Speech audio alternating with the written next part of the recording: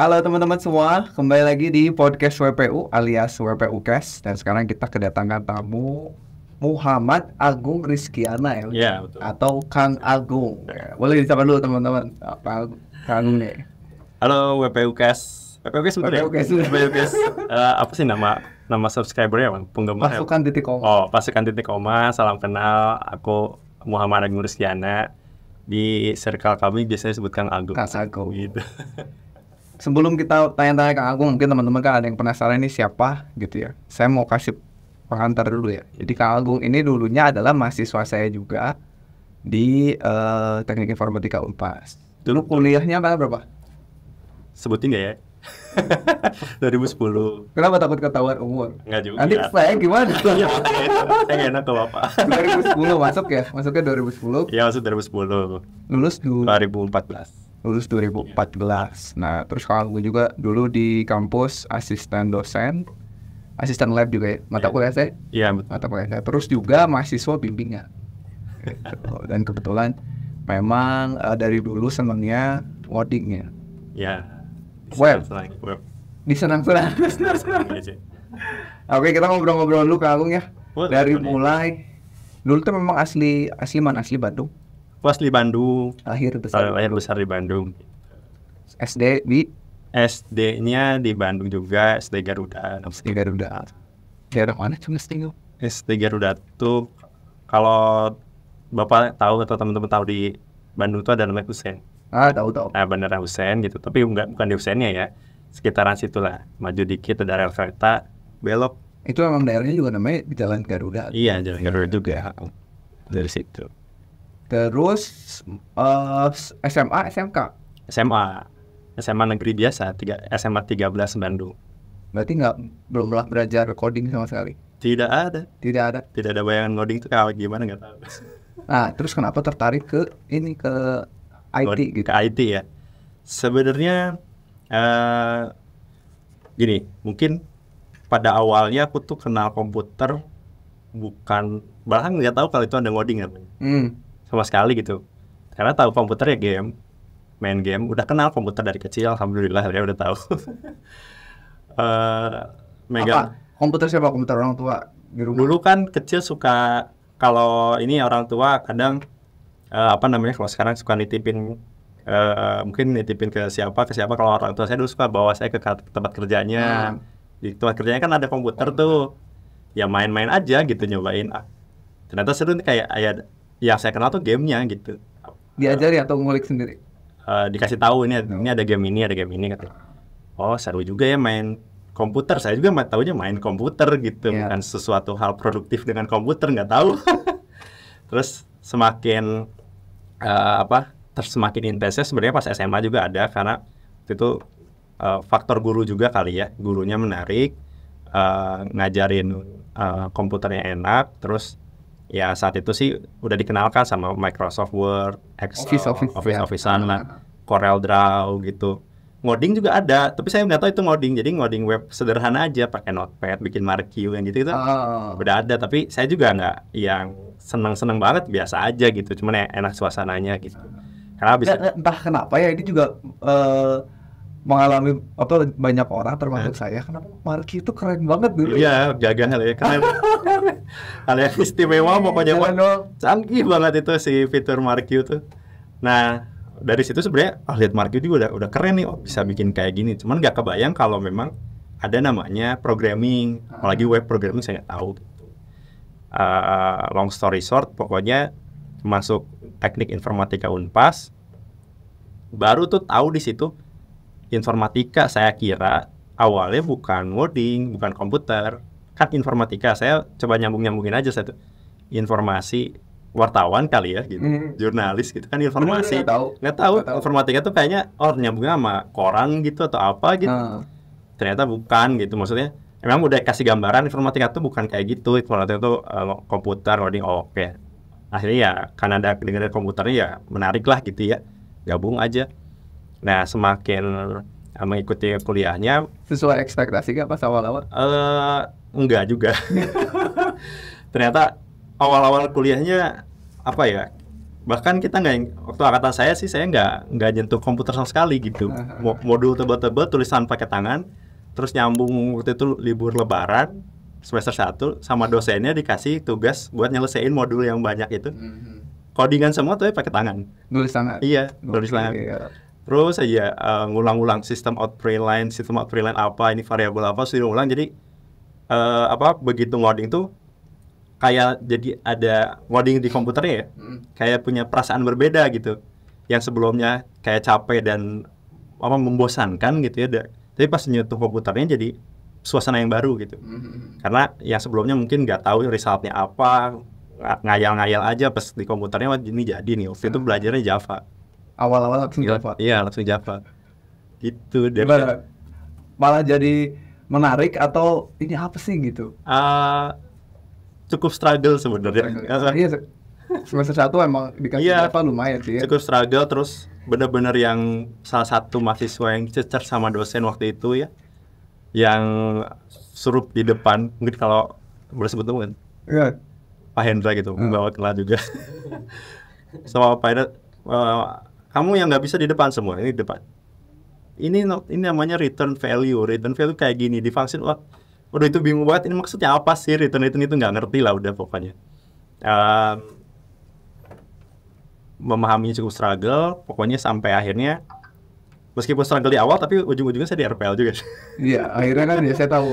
Kan dulu kita punya pilihan jalur ya. Pilihan jalur juga gitu. Ada salah satunya RPL. Ada salah satunya RPL dan apa sih di situ sebenarnya jadi makin suka ngodingnya tuh karena kakak kelas waktu itu ngajakin, kalau sekarang ramai bootcamp kali ya istilahnya, atau online course. Dulu juga udah ada sebenarnya, tapi namanya kursus aja gitu. Kursus, iya benar. Namanya kursus aja gitu. Ya kan course juga sebenarnya kursus. Kan keren aja sekarang course. Gitu. Course atau bootcamp lah gitu namanya sekarang ya. Saat itu juga udah ada berapa pertemuan? 14 pertemuan. Sekitar jam 7 malam mulai kelasnya, seminggu 3 kali belajar PHP. Itu di luar kampus? Di ITB Comlabs. Oh iya. Ya, Comlabs. Nah, itu nyari sendiri berarti? Iya, tapi dapat referensi dari kakak kelas waktu itu.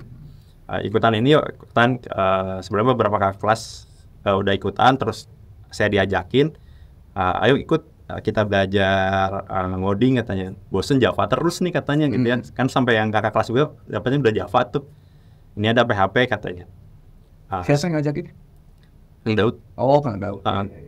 Nah, dia ngajakin kita berdua tuh terus tiap hari ya, maksudnya tiap jadwalnya untuk ke sana ya kita belajar.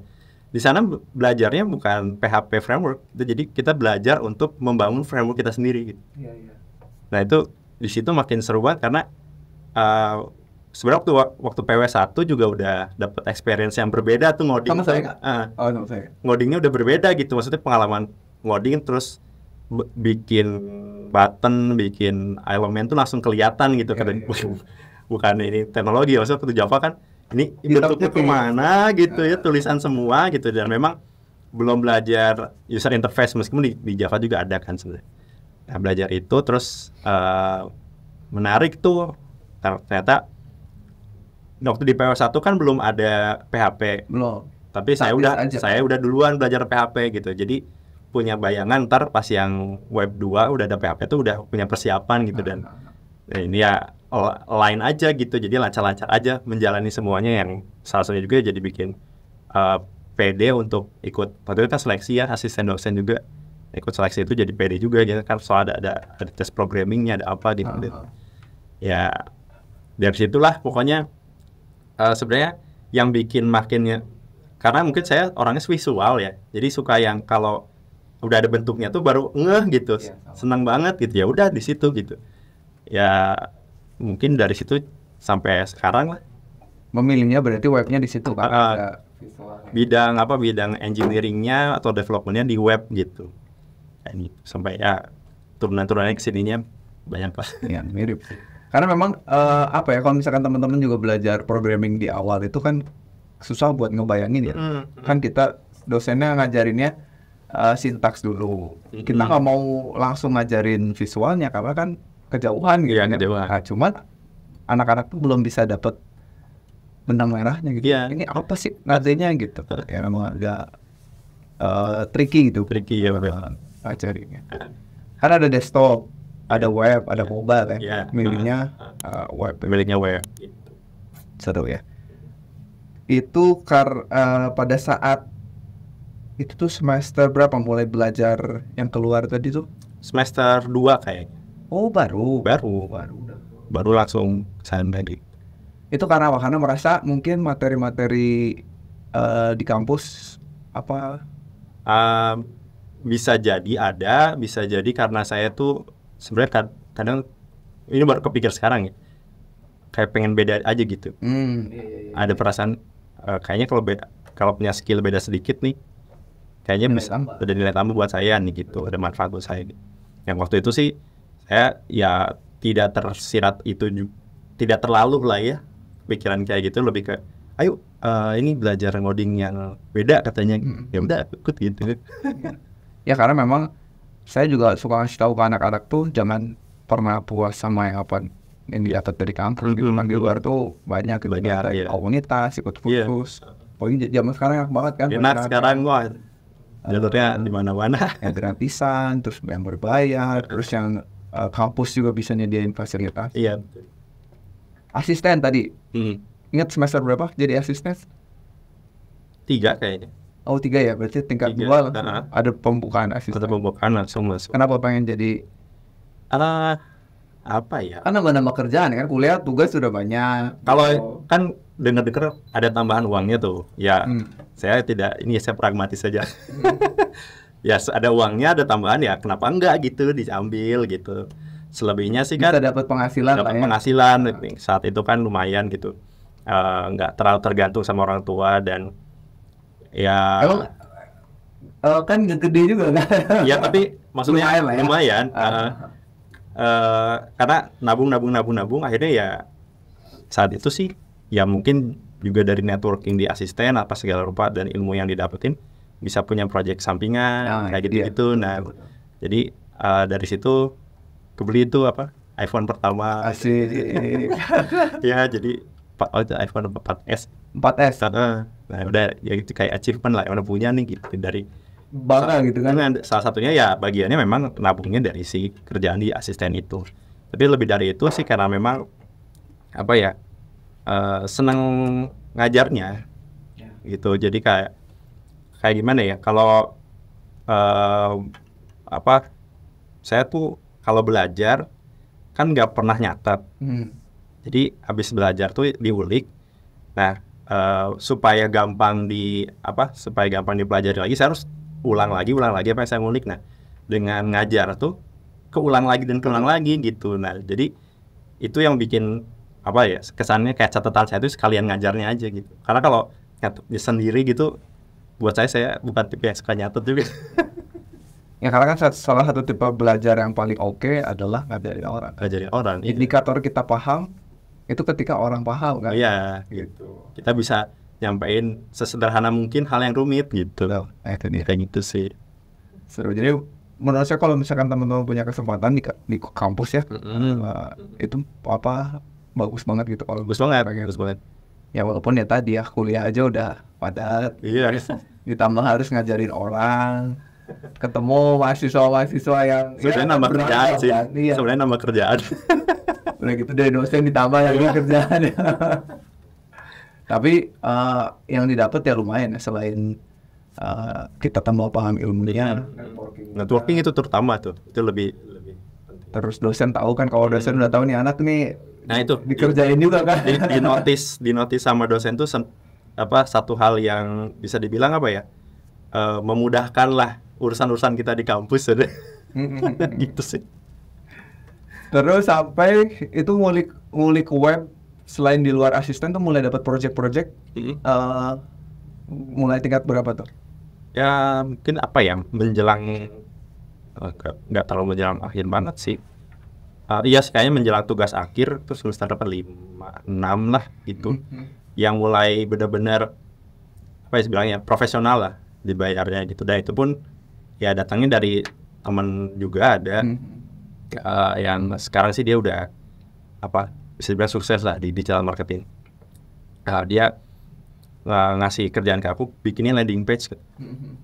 Tapi berapa ini website banyak aja. Ini template-nya ada, kamu tolong bikin ini. Wow, banyak banget tuh.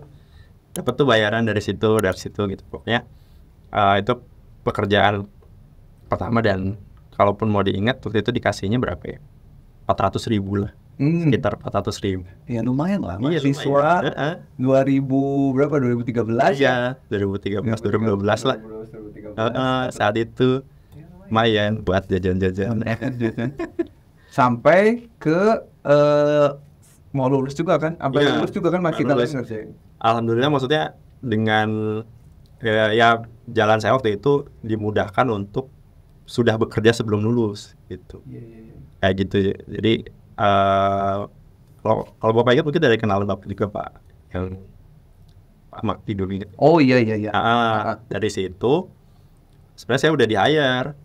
Begitu lulus pun langsung kerja di tempatnya dia juga gitu. Padahal itu tuh, jadi beliau tuh dosen baru di kita. Tapi nge-scout biar dia cari talent. tapi networkingnya bagus banget gitu. Saya sama beberapa rekan waktu itu juga di jurusan, kan penjurusan ya di kampus kita tuh. Nah di RPL tuh yang masuk cuma 10 orang. Maksudnya dari seluruh angkatan yang masuk kelas RPL atau jurusan RPL cuma 10 orang. Ya? Iya. Cuma 10, dan apa namanya? Belajarnya jadi kondusif gitu. Fokus, intinya gitu-gitulah. Jadi kalau lihat kelas lain-lainnya bukan mau ini ya, tapi kalau lihat kelasnya kan rame ya, kebayang gitu di kelasnya tuh pas penjurusan tuh gimana gitu, hektiknya. Nah waktu itu di RPL yang alhamdulillah gitu belajarnya jadi lebih fokus kayak gitu sih kalau pengalaman. Tugas akhir, masih ingat gak tugas akhirnya? Tugas Bikin akhir apa? tuh, Saya kayaknya masih ingat ya. oh ya, tugas akhir tuh ngulik tentang real time system. Di saat real time system belum rame. Di saat itu belum rame. Jadi waktu itu sebenarnya beberapa ide ada sih, kayak bikin aplikasi ride hailing lah kalau sekarang, ojek gitu ya. Sempet kepikir gitu karena ngobrol sama teman-teman di RPL kan, jadi punya ide-ide Saat itu belum ada Gojek ya? belum ada Gojek tahun segitu. Jadi Gojek pun mungkin masih awal-awal. Terus apa namanya, kepikir apa ya yang beda. Kalau waktu itu Android juga cukup beda, cuman udah mulai banyak yang nguliknya gitu, karena mungkin secara device sudah lebih masif gitu, orang-orang udah berapa pakai, yang tutorial atau apa, sumber-sumber yang online juga udah ada, buku-buku udah banyak tuh case study kayak gitu. Android kayaknya banyak. Terus satu sisi saya tuh kan Android waktu itu masih Java banget. Saya tuh nggak mau menghindari itu gitu. Nggak pengen Java. Nggak pengen gitu, nggak mau ini Java nih kan takut. Karena sebelumnya kan pernah dapat tugas besar yang pakai Java juga. Lu repot banget ya, tapi jadi sih aplikasi cuman kayak riuh aja gitu. Iya. Pengalaman ngodingnya riuh. Karena cenderungnya ke web, dan memang dari beberapa pekerjaan sampingan juga dari web gitu ya. Ya udah, apa yang identik nih yang deket-deket, JavaScript nyari topiknya apa ya. Waktu itu Node.js masih awal-awal. Ya itu dia. Terus Node.js support untuk bisa non-blocking dan bisa real time. Udah di situ. Case study-nya di situ kayak. Itu tuh udah pakai WebSocket belum? Iya udah. Udah ya? Udah. Mulai WebSocket. Jadi sebenarnya skripsinya Kak Agung itu kayak bikin chatting aja ya. Cuman bener-bener dia tuh real time. Dan saat itu kayaknya belum terlalu ramai seperti sekarang. Kayaknya sekarang udah biasa. Udah biasa, itu udah hal yang biasa. Dan sampai sekarang ya, mungkin Kak Agung nggak tahu nih, ini salah satu dari mungkin tiga besar TA mahasiswa saya yang paling banyak citasinya. Jadi Thank you. di Google Scholar tuh saya suka dapat email kalau ada yang ngutip gitu. Jadi ada TA-nya yang ada hubungannya sama real time, ada tuh saya di email yang TA-nya Anggung sekian. Masih sampai sekarang tuh kepake. Jadi apa namanya, ngulik teknologi baru di saat ramai itu gimana rasanya? Kan nggak ada ChatGPT dulu. Nggak ada. Nggak ada. Baru ingat ya. Nggak ada, nguliknya apa? Stack Overflow. Ya pasti itu ada. Ya dari dokumentasi dari Node.js itu salah satu yang paling saya suka. Iya sih. Bacanya susah. Karena waktu itu kan kalau bisa dibilang Node.js itu cuma jadi apa istilahnya kayak rumahnya. Iya. Core-nya itu kan si soketnya. Nah, soketnya waktu itu dokumentasinya well documented gitu. Jadi oh ini kesini cara pakainya udah jelas gitu. Waktu itu ya challenging-nya kayak itu kan beda protokol, ini protokol soket. Terus kalau pengen bisa dipakai sama web parsing HTTP kayak gitulah. Challenging untuk nyambungin bisa nyalain keduanya nggak tabrakan gimana gitu. Belum zaman dockeran juga belum gitu. Ada ya belum ada kontainer belum ada gitu. Mungkin ada tapi nggak kedenger sama kita belum gitu. Sekonsumer sekarang gitu. Jadi ya udahlah, diulik itu terus sampai jadi deh. Dan si TA itu tuh sebenarnya jadi alhamdulillah jadi apa, setiap saya coba apply kerja karena TA itu yang saya tunjukin semuanya pada mau gitu saat itu, karena mungkin si teknologinya lagi istilahnya kalau sekarang emerging kali ya. Node.js-nya lagi naik, JavaScript lagi diadaptasi sama banyak startup lah saat itu ya, awal-awal tech company. Terus topiknya relate lagi ya, orang-orang butuh sesuatu yang cepat, yang real time gitu. Jadi banyak perusahaan-perusahaan yang begitu saya coba apply dan saya ceritain TA saya pada mau gitu nge-hire kerja gitu. Ya dari situ juga dampaknya sebagus ini gitu, belajar teknologi baru gitu. Saat itu bahkan asynchronous tuh apa gitu kan ya. Itu udah kalau asynchronous sebenarnya mah udah ya, dia kemarin kan sekarang tuh kayaknya udah biasa. Emang JavaScript asynchronous kan gitu. Oh dulu tuh kan apa sih real time emang chatting doang, emang apa kerennya kan gitu ya kalau misalkan orang awam mah kan. Ya seru sih. Nah dari kepake nggak itu di kerjaan? Kepake emang ya? Di awal-awal kerjaan kepake, tapi ya mungkin dengan banyak perubahan ya akhirnya jadi dari situ gerbangnya macam-macam gitu. Ngulik yang lain lagi, teknologi lain gitu. Dan di kampus juga kalau nggak salah, Kak Agun juga sempat sama teman-teman kayak bikin apa ya? Mungkin kalau sekarang mah startup ya dibilangnya. Dulu mah apa ya? Ya kita punya teman terus ngerjain project bareng aja gitu ya. Iya. Agency-agency-an lah. Ya gitulah. Ya sempat berapa orang tuh? Kalau yang bertahannya atau kebentuknya berapa orang awalnya? Waktu awal-awalnya sih sekitar kebanyakan anak RPL itu, tapi juga nyampur dari yang beberapa, ada yang dari multimedia, ada yang dari jaringan waktu itu. So far sih sampai jalannya banget running, bahkan kita sampai sewa kantor-kantoran lah gitu loh ya. Berdua lah kalau bilang foundernya waktu itu, saya sama Triadi Triadi. Ya kami sama-sama asisten juga waktu itu ya. Terus kita bangun itu cukuplah ada sekitar 1 tahunan. Itu dapat project dulu terus ngebentuk atau kita bikin sesuatu terus nyari project yuk gitu? Waktu itu lupa detail awalnya gimana, tapi kayaknya dapat project dulu. Dapat project dulu dari relasinya Triadi itu. Dapat project dulu itu, terus kita ngerjain, sukses gitu ya, ngerjain lama-kelamaan ya datang dari siapa gitu, masuk kita kerjain sampai akhirnya ya sewa kantor. Sampai bikin PT gitu nggak? CV sih waktu CV ya? CV, levelnya masih CV, karena kalau mau ke PT waktu itu kita mikir kayak modalnya gimana, karena belum mencukupi lah kayak gitu. Ya sampai akhirnya ya semua ada badai lah ya, menerpa dan segala rupa. Akhirnya ya kami tidak bisa melanjutkan lah gitu. Masing-masing bekerja di perusahaan sendiri-sendiri. Iya, memang. Ya, saya melihat karena kan saya ngelihat mahasiswa itu dari mulai masuk sampai lulus gitu perjalanannya. Pasti setiap angkatan itu ada aja yang tim lah. Mereka bikin sesuatu, entah itu bikin produk atau ngerjain project. Yang tadinya iseng terus jadi serius gitu. Orang jadi percaya sama ini tim tuh pasti segini sih orangnya. Ngalir aja project lama-lama. Ada yang projectnya makin serius, harus ada benderanya hijau terus ada gitu ya, benderanya lama-lama bikin. Itu menarik sih. Jadi kalau buat teman-teman yang kuliah tuh ya nikmatinnya masa-masa muda dan berbahaya gitu, merasa punya skill gitu ya. Ya karena kuliah tuh kalau pengalaman saya kuliah berapa tahun yang lalu ya. Sekarang 2024, saya lulus 2014, berarti 10 ya. 10 ya. 10 tahun yang lalu itu maksudnya yang saya alami ya, kuliah tuh mungkin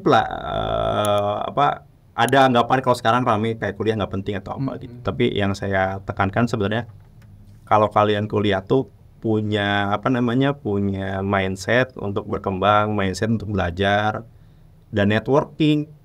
Kan gini, mungkin bisa kalian sebut lah, Steve Jobs juga nggak kuliah nih. Iya. Terus siapa, Mark Zuckerberg juga DO gitu. Tapi coba lihat sekarang dari 10 si Mark Zuckerberg tuh yang nomor berapa? Mungkin nomor 1 kan? Atau nomor 2 gitu. Jadi 1 lagi dia dari Harvard gitu. Dia juga Harvard gitu ya. Terus Steve Jobs juga bapaknya tuh pengusaha apa gitu. Bill Gates juga bapaknya pengusaha. Maksudnya dia punya circle yang bagus. Terus ibaratnya yang kayak gitu tuh pasti ada 1 dari 10 gitu. Nah kita tuh kenapa fokus ke 1-nya, nggak ngelihat yang 10-nya. 10-nya tuh semua tuh sukses dari kuliah gitu. Iya. Dari yang mereka tuh berpendidikan, sekolah dulu, apa dulu, mereka tuh fokus di situ. Dan banyak yang nggak ke-expose, yang memang si 10 ini teh, atau si 9-nya ya, si 9 itu yang dari kuliah tuh sukses gitu. Cuma emang mereka nggak ke-expose dan atau nggak mau aja. Nggak mau aja gitu, karena itu tadi mungkin bisa dibilang kuliah tuh nggak ngebawa sukses, tapi salah satu jalan untuk suksesnya kuliah gitu. Betul ya, dicatat dong. Nah tadi dari setelah si startupan ini bubar lagi, masing-masing kerja. Ya. Pekerjaan pertama sebagai apa? Web developer, spesifiknya di PHP. Oh iya. Bentar. Dulu tuh saya ingat Kang Agung tuh pernah ngisi materi di lab itu, udah lulus nih, itu sebalik lagi Vue.js ya. Vue.js, oh iya pernah sekali. Nah, di saat Vue.js itu belum rame ya, betul biasa. Nah, terpapar itunya kerjaan. Oh iya, gini jadi sebelum ngebangun agency itu, saya tuh udah kerja. Jadi kan dari yang teman bapak itu, Maki, terus itu mungkin nggak lama itu kali ya, karena awal terus ke satu swasta juga itu nggak lama. Nah, lamanya kalau sekarang namanya startup mungkin ya. Nah, ini dibangun sama teman-teman dari ITB waktu itu. Aku gabung di sana. Bidangnya software as a service, bidang e-commerce. Nah, waktu itu teknologi mereka tuh kalau bisa dibilang udah ikutin stack yang ramai sekarang, Mern gitu ya, atau Mean gitu, itu udah sama mereka udah diadaptasi lah gitu untuk bisnisnya mereka. Dan di situ pakainya Angular tuh. Nah, Angular 1 tuh masih mirip-mirip kayak jQuery.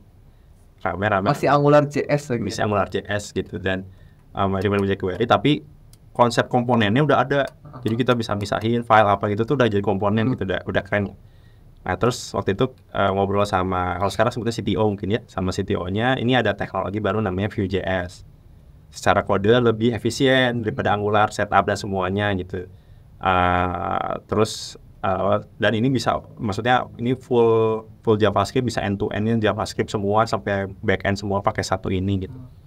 Terus dia juga bisa adaptasi ke Laravel juga bagus gitu waktu itu. Dan Laravel juga waktu itu kan memang kayak terikatnya sama Vue.js gitu. Terus sempat ngebandingin sama React kan waktu itu. Lihat kode React tuh ribet banget. React awal tuh ribet aja. Ini mah kayak ngerubah ngoding kita aja, ngoding web kita yang mungkin karena biasa jQuery pindah ke Angular nggak jauh gitu, Vue.js juga nggak jauh gitu. React tuh yang jauh banget, tinggalin lah React waktu itu ya. Akhirnya ya itu dari kantor itu juga ke expose sama Angular sama Vue-nya begitu ke kantor yang baru yang setelah agency ngebubar itu. Nah, itu saya kayak bikin code base Laravel dan Vue.js. Nah, itu dibikin code base untuk project di kantor itu waktu itu pakainya Vue.js. Nah, jadiin materi jadi apalah gitu, diolah-olah lagi lah. Tapi setelah itu di kerjaan yang kerjaan pertama kamu itu kepake kan memang jadi code base. Jadi code base. Terus ya terus pindah ke React gitu. Nah, pindah ke React itu sebenarnya karena pindah ke Telkom aja. Sebenarnya gitu. Jadi Sebelum di Telkom masih VJS. masih VJS, bahkan ini sih sebenarnya boleh ditiru boleh enggak, tapi kalau saran saya sih tiru aja boleh ya. Tetap harus punya sampingan guys. Saat menjalani kantor yang itu saya juga jalanin satu startup gitu ya, jadi developer di sana. Terus kita bikin produk yang bisa dibilang sih cukup kompleks lah gitu. Nah, dibangunnya pakai Vue.js. Vue.js-nya benar-benar yang lebih istilahnya apa ya, lebih diolah banget lah gitu. Jadi beberapa versi dicoba lagi gitu ya. Terus ada update versi terus dipakai fitur-fitur direktif apa gitu terus dicobain. Bahkan sampai kayaknya saya kalau ada proyekan lagi nggak bisa kalau nggak pakai Vue.js gitu. Merasanya gitu ya. Dan sempat terpapar fanboy alay gitu lah. Kayaknya nggak akan React lah gitu lah. Mau stick to Vue aja. Nah, begitu beres pekerjaan di kantor ini, ada bisa kesempatan gabung di Telkom. Telkom ternyata udah punya stack-nya. Existing stack-nya. Nggak bisa ganti Vue. Nggak bisa. Gitu. Meskipun ada beberapa produk yang develop pakai Vue, tapi aku diarahinnya nggak ke sana. Gitu. Terus karena pakai React ya udah. Gimana tuh transisi dari Vue ke React? Ada ke learning curve-nya? Atau? Ada karena biar gimana juga waktu itu React tuh tetap beda aja codingannya tuh beda. Meskipun udah yang kesini. Meskipun udah fungsional waktu itu ya. Tapi waktu saya masuk tuh transisi yang modelnya kelas ke fungsional gitu. Jadi kelas masih ada, tapi saya tuh harus belajar yang fungsional juga. Jadi konsepnya kan beda tuh. Beda. Paradigmanya beda, jadi struggling banget. Kalau Vue kan meskipun udah Vue waktu itu sebenarnya belum ada mau rilis Vue 3 yang modelnya udah kayak React sekarang. Tapi Vue itu kan masih tetap learning curve-nya tuh mudah karena pernah di jQuery gitu kan. Nah, si React ini benar-benar beda lagi gitu. Jadi saat itu sebenarnya cukup struggling, cuman bersyukurnya ketemu sama developer yang jago dan mereka enak ngajarnya. Ngajarinnya tuh enak gitu. Jadi saya tuh dimentorin 2 minggu, beres itu dilepas dan bisa ngerjain aja. Jadi sampai dari situ ulik lebih dalam dan cari tahu lebih efisien apa sebelumnya. Dan jadi nggak ikutin Vue-nya kan. Ya udahlah. Akhirnya termakan omongan dan gak usah fanboy akhirnya. Jadi harus pada akhirnya belajar teknologi itu sesuai studi kasusnya apa gitu, sesuai kebijakan bisnisnya gimana, arahan bisnisnya gimana. Mungkin case-nya ini harus diselesaikan pakai React karena React punya konsep gini. Kalau pakai Vue kalau diselesaikan karena dia punya konsep apa-apa, terus harus align tuh sama kebutuhan arsitektur teknologinya, kebutuhan bisnisnya gitu. Lebih dewasa lah, lebih bijak. Karena apa ya? Menurut saya kalau terlalu fanboy juga penutup rezeki ya. Jadi kayak misalnya Kang Agung udah Vue banget gitu, masuk ke sebuah kantornya pakai React, kan pilihannya ada 2. Kalau kita terlalu fanboy ya, paksa kantornya ganti atau cabut kan? Iya, ribet lagi. Jadi ya daripada ya udahlah gitu, kita adaptasi aja kan. Masih JavaScript juga sama. Kalau di PHP juga sama gitu. Betul. Jadi kalau kata teman saya itu cuan driven development. Gimana cuan ya kita mau di situ lah. Sebenarnya itu juga nggak masalah karena saya juga di beberapa bootcamp yang saya kesempatan ngajar. Saya mau nanya ini habis ini. Saya tuh saya selalu ngarahin ke peserta tuh, kalian nggak usah malu kalau alasan kalian nyari uang. Biarin aja. Karena itu alasan yang alasan yang benar juga gitu. Gak usah yang saya mau berkontribusi terhadap negeri melalui perusahaan ini. Ya oke sih, mungkin itu bisa, tapi coba dalam diri kalian tuh jujurin dulu gitu. Kalian maunya apa? Gitu kan. Kalau nomor satunya uang ya uang, tapi sampaikan dengan elegan. Jangan kayak orang ngemis minta langsung gitu atau nodong. Tapi kan kalian punya ilmunya, punya apa? Yang elegan aja nyampeinnya gitu. Ya gitu. Wah, iya benar ya. Ya kadang-kadang kan pada saat interview gitu kan kita pengennya tuh terlihat keren di mata perusahaan air kan. Terkadang terjebak sama omongan-omongan bijaknya juga. Nanti takutnya memang ditagi atau misalkan ternyata itu nggak sesuai dengan hati kita gitu. Iya. Kan padahal sebenarnya simpel ini kan kalau kata meme-nya tuh, kenapa kamu masuk perusahaan saya? Ya karena perusahaan bapak buka lowongan kan. Iya. Itu kan. Kalau nggak buka pasti nggak akan ngelamar gitu. Nah tadi ke bootcamp ya. Udah berapa tahun ngajar di kursus atau bootcamp? 2 tahun lah, ada 2 tahun nanti. Berarti setelah pandemi dong, pas pandemi. Pas pandemi justru. Oh, di tengah mulainya pas pandemi ya. Kenapa itu merasa ada yang jiwa mengajarnya? Ya, jadi waktu itu gini, jadi kan mungkin merasa kalau saat itu sih karena udah bekerja terus ya berkeluarga, banyak waktu yang terfokuskan untuk kerja aja gitu dan ngurus keluarga. Jadi dulu kan meskipun kerja masih suka balik tuh ke kampus gitu ya, tapi saya mikir kayaknya kalau kampus terus circle-nya itu lagi gitu. Saya coba ada nggak sih kayak di luaran yang saya bisa bikin materi, saya bisa ngajarin dan feel saya tuh kayak di kampus lagi gitu dulu. Nah, ini bukan mau soal idealis atau apa ya. Dari bootcamp itu saya nggak pernah minta saya mau dibayar berapa. Karena kan mau pengennya ngajar aja. Jadi ngajar dulu ya, dibayar mah pasti dibayar kan? Iya dibayar juga. Dibayar mah dibayar, cuman saya saat itu tidak mempertimbangkan uangnya gitu. Bahkan sampai selesai programnya pun saya nggak pernah nagih, nggak pernah minta uang berapa, enggak gitu. Yang maksudnya yang bener-bener saya harus segini gitu, sekian gitu, enggak.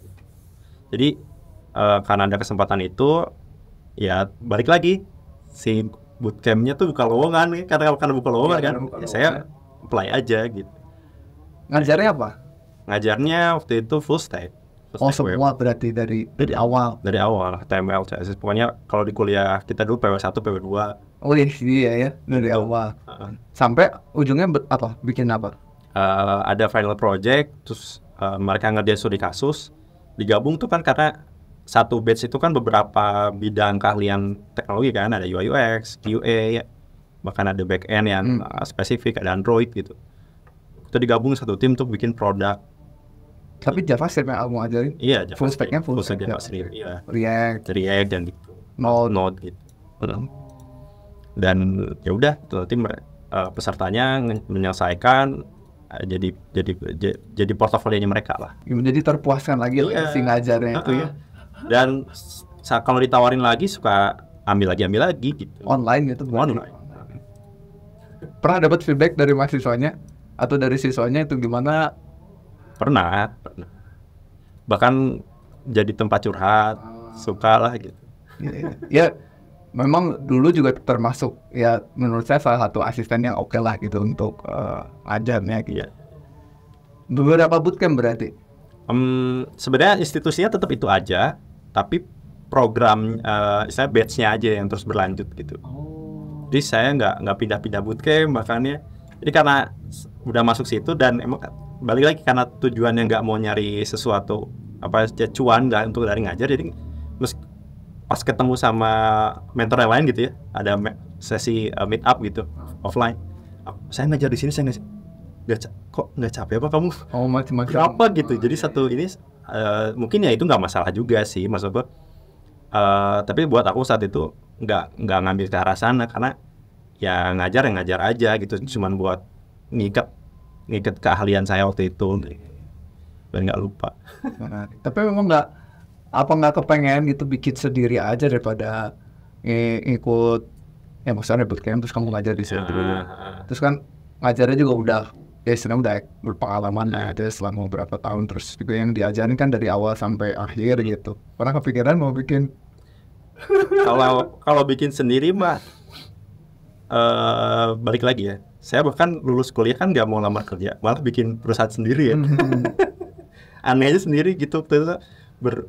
Kalau misalnya berdua sama Triadi itu ya nekat aja bikin gitu, toh jalan juga gitu. Kalaupun kayak gini sebenarnya keahlian ini saya juga pengen sendiri sih, pengen bikin sendiri karena balik lagi ya, kalau kita bernaung ke satu tempat gitu ya, itu kan ada satu dan lain hal yang memang nggak bisa kita paksain gitu. Mungkin idealisme kita atau apa nggak bisa dimasukin. Terus kita punya metode yang sebenarnya udah teruji nih, kita udah punya coba cara ini gitu ya, dan berhasil juga, tapi nggak diterima sama tempat kita waktu nyampein materi bootcampnya atau apa. Itu bisa jadi apa, kalau bisa bilang ganjelan lah gitu, nggak lepas. Nah kalau punya bootcamp sendiri, hal-hal tersebut tuh bisa ditangani lah gitu. Jadi apa namanya, selain memang bisa ngasih manfaat lebih banyak lagi. Nah, kalau misalkan aku tadi mau bikin course sendiri, kira-kira pengen bikin course-nya kayak gimana?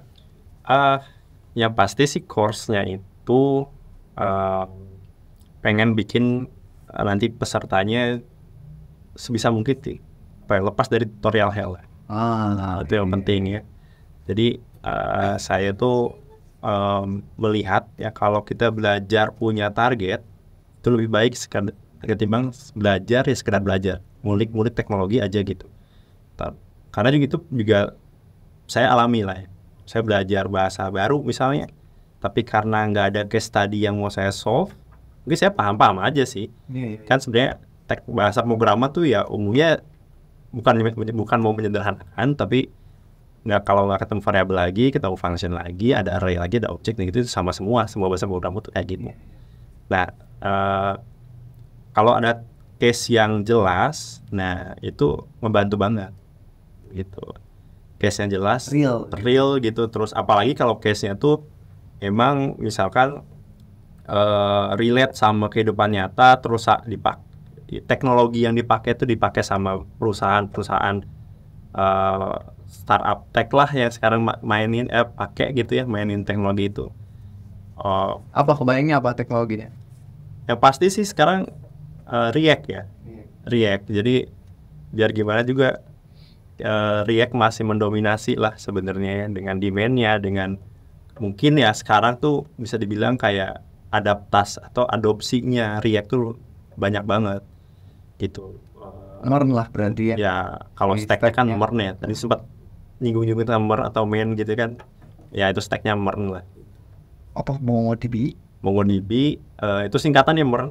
MongoDB, Express, React, Node.js. Gitu. Kayak gitu. Kalau PHP dulu mungkin ingat apa? XAMPP apa ya? Lamstack. Iya. Mamstack gitu. Sama-sama aja lah disingkat-singkat. Linux, Apache, MySQL, PHP gitu lah. Itu kira-kira gimana dibikinnya? Apakah sendiri atau mau kolaborasi? Mungkin sendiri lebih cepat jadinya, tapi kolaborasi itu lebih panjang, lebih berkualitas pastinya konten course-nya nanti. Mungkin bisa lebih lengkap juga. Lebih lengkap juga pasti gitu. Nah, kita kabulkan aja. Kabulkan aja ini permintaan Kang Agus buat Kang Agus. Siapa Kang? Kita kabulkan aja permintaan Kang Agung buat bikin course. Wah. Gimana kalau misalnya teman-teman sekarang langsung aja kunjungin websitenya? Langsung ada websitenya karena ada. Di belakang sana lagi ngoding websitenya langsung live. Kita mau rilis sebuah course teman-teman. Yang bikinnya nggak cuma Kang Agung, jadi Kang Agung bersama saya dan juga Kang Afif. Mungkin teman-teman di sini juga tahu Kang Afif. Kita mau bikin course belajar tentang Merge. Iya betul. Ya, dengan studi kasus yang real gitu tadi sesuai dengan yang Kang Agung udah bicarakan. Kunjungi websitenya namanya belajar.mer.id. Nanti di situ teman-teman sekarang belum ada course-nya. Belum ada. Kita masih siapin, kita masih godok. Tapi di situ teman-teman udah bisa masukin email. Kalau misalkan teman-teman tertarik gitu. Jadi masukkan emailnya supaya nanti kalau kita punya informasi mengenai update course-nya, kalian yang dapat duluan. Kalau pengen dapetin course yang lengkap, terus studi kasusnya juga nyata, sebenarnya kita udah punya studi kasus ya, cuman bocorannya nanti lah ya. Iya. Ditunggu aja. Nanti juga bisa update-nya bisa ada di sosial media kami ya, ada di saya atau di Kang Agung atau juga di Kang Afif gitu. Kira-kira untuk siapa ini course-nya? Course-nya ini sejauh ini sih kita berharap orang-orang yang sebutlah kalau gampangnya fresh graduate tentunya, yang lagi kerja di bidang IT. Terlebih lagi sebenarnya mereka-mereka yang kalau mahasiswa gitu ya, yang lagi bingung mau studi kasus apa ya, kembangin pertama untuk tugas akhir gitu. Bisa banget ya? Bisa banget gitu, karena teknologinya tuh bisa diadaptasi, dan mungkin tadi udah dengar cerita di awal ya, bisa jadi ini teknologi baru juga gitu ya, ada singgungan teknologi baru juga yang bisa dimanfaatin untuk tugas akhir gitu. Untuk yang mereka yang di dunia kerja, khususnya developer juga gitu bidangnya, itu bisa menambah pengetahuan, bisa bisa ningkatin skill di perusahaannya gitu. Jadi ya mungkin bisa dapat promosi lagi nanti di perusahaannya. Iya, benar. Karena kita pengennya semirip mungkin dengan apa yang dikerjakan di industri. Betul. Dan bahkan kita mau kayak ada, ini yang keren nih, kita mau simulasi kolaborasi dalam course ini. Jadi nggak cuman kalian ngoding terus ngeliatin kami ngoding gitu ya. Kita mau ada kolaborasi, gimana sih kayak misalnya diskusi dulu gitu, gimana sih kalau misalnya kita handover gitu dari satu developer ke developer lain, kita nge-planning dulu ya, pokoknya nanti mudah-mudahan nggak cuma dapat hasil jadi produk tapi juga dapat pengalaman untuk ya sebenarnya kalau kerja di industri itu kolaborasi kayak gitu ya. Jadi ditunggu aja teman-teman. Dan mungkin itu mengakhiri ngobrol-ngobrol kita, Kang Agung. Terima kasih banyak ya. Sama-sama. Mudah-mudahan teman-teman juga di sini jadi tahu siapa Kang Agung, kenal sama Kang Agung, sehingga nanti kalau misalnya tertarik tadi untuk ikut course-nya jadi semakin tahu lagi ya. Di follow semua sosial medianya Kang Agung di bawah, karena sekarang lagi rajin update juga nih berbagi di sosial media.